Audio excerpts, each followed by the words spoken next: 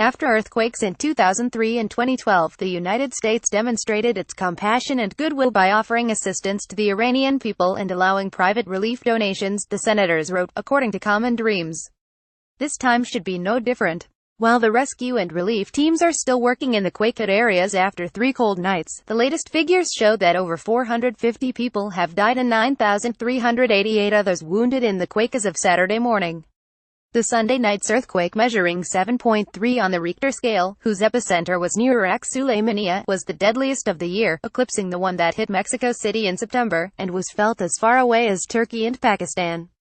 Under the current sanctions regime, Iranian Americans living in the U.S. are prohibited from delivering funds to their friends and family members. Media reports say several attempts by Iranian Americans to set up fundraisers for Iran in the days following the earthquake have been stymied by U.S. Treasury Department rules. The way it is now, it is extremely difficult, Tara Kangarloo, a New York-based Iranian American journalist, said of the economic restrictions. These are the moments that you realize how political tug-of-war are hurting ordinary Iranians.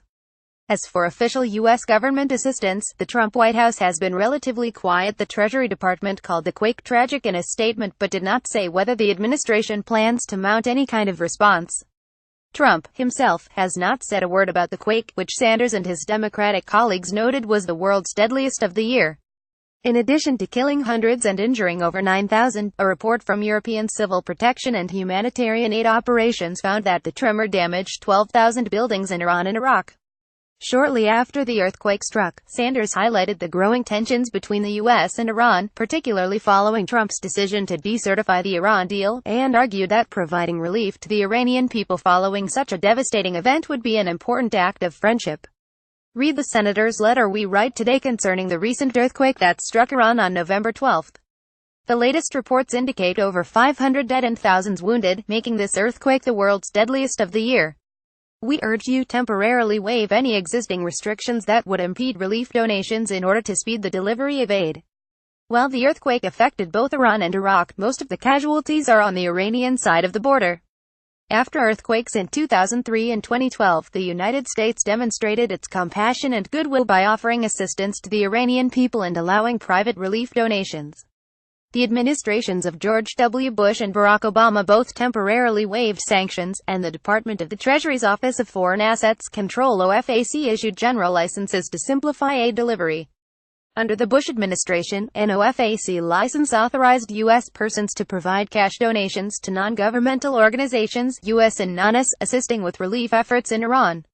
At the time, OFAC also worked with aid organizations to clarify rules on donations of food and medicine and which Iranian entities could receive aid, and eased banking constraints to ensure the timely receipt of donations in Iran.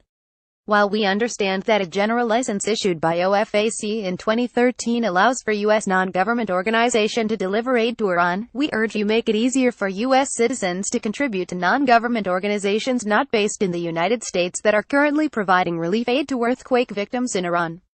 Despite decades of animosity and no formal diplomatic relations, the United States has routinely offered to help the Iranian people in times of need. This time should be no different. We ask that you direct the Department of State to assist in aid efforts and to coordinate such efforts with OFAC and other relevant agencies in order to ensure aid arrives quickly. Thank you for your attention to this matter. We look forward to your timely response.